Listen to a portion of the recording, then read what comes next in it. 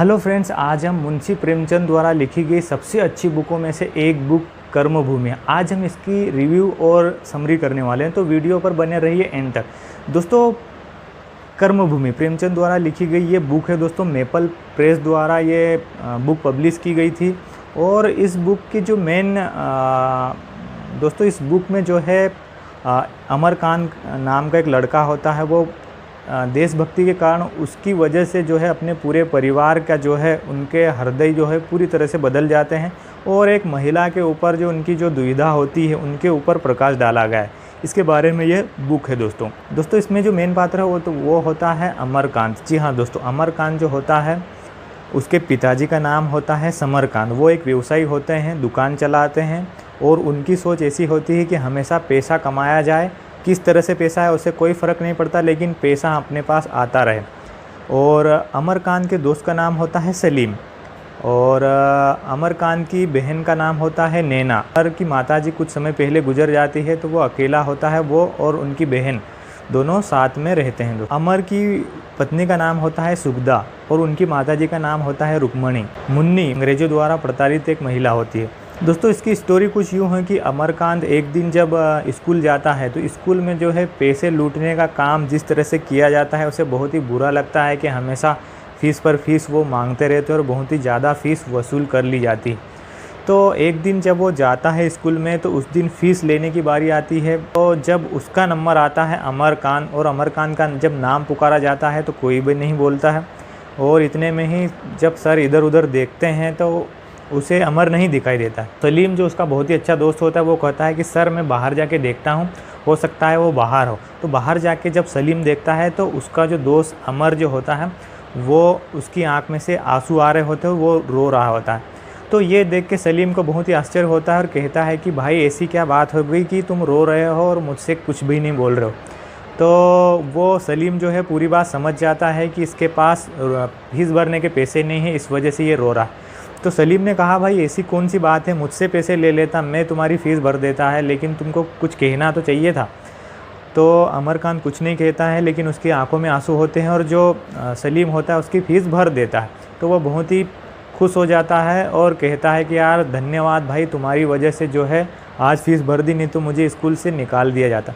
अमरकांत जो होता है वो पढ़ने में बहुत ही अच्छा होता है।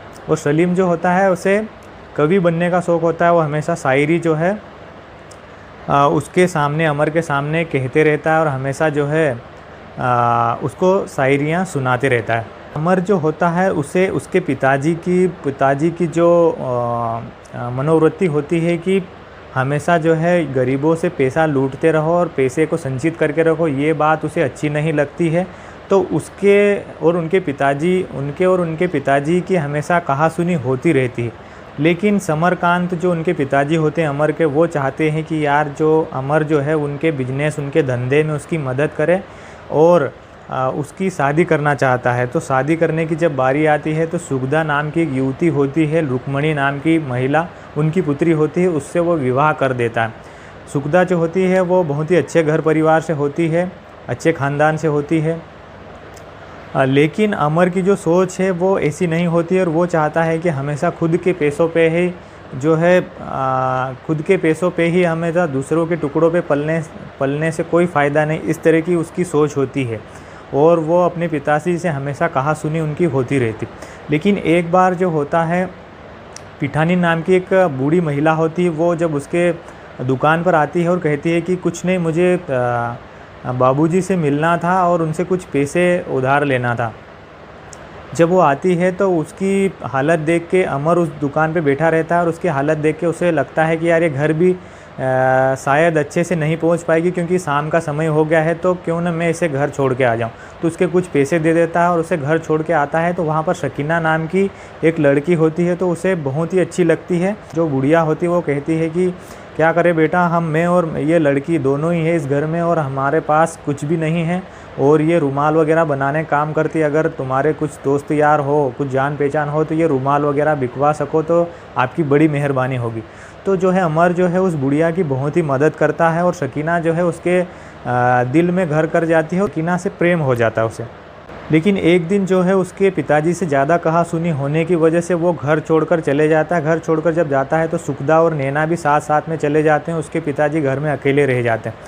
जब कुछ समय बाहर वो अलग किराए से रूम लेकर रहने लगते हैं तो वो कुछ काम धंधा वगैरह ढूंढने लगता है। इसी बीच जो है पता चलता है कि उसके पिताजी की हालत बहुत ही ज़्यादा ख़राब हो गई। तो अमर नहीं जाता है, लेकिन सुखदा जो है अपने ससुर की जो है मदद करने के लिए वो जाती है और रोज़ जो है खाना बनाकर वापस आ जाती है।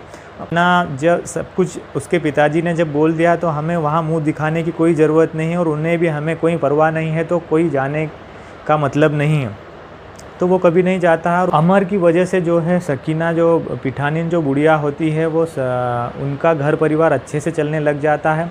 तो कुछ समय बाद उनकी एंगेजमेंट हो जाती है उस लड़की की, तो उसे बहुत ही बुरा लगता है और वो उस दिन जाता है और सकीना को अपनी दिल की बात कह देता है। इतने में ही वो बुढ़िया आ जाती है और उसे बहुत ही खरी खोटी सुनाती है।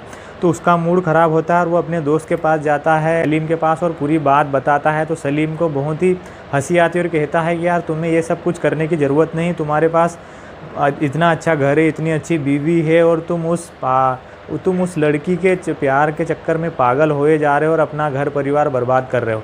लेकिन अमर को कुछ बातें उस लड़की में बहुत ही अच्छी लगती है, जिसके कारण से वो उससे शादी करना चाहता है। लेकिन वो बुढ़िया उसे बहुत ही खरी खोटी सुना देती है, जिसकी वजह से उसका दिमाग ख़राब होता है। और एक दिन जो है वो सब कुछ छोड़ के बाहर दूसरे किसी गांव में चले जाता है। वहाँ पर ऑलरेडी एक मुन्नी नाम की महिला होती है।